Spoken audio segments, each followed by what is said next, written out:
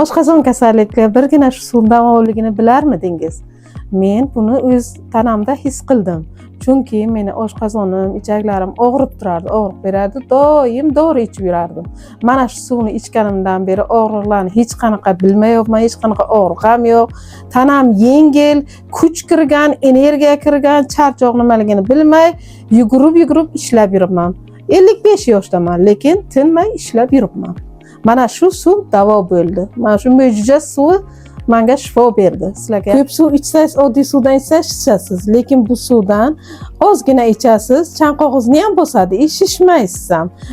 Quyuq ham hech qanaqa nimasi shish nima bo'lmaydi-da. Mo'jiza suvni hamma xislatlari, qaysi dardga shifoligi o'zida yozilgan. Siz olib ichib, o'qib, tajriba sizga sinab ko'rib ichganingizdan keyin hammasini bilasiz.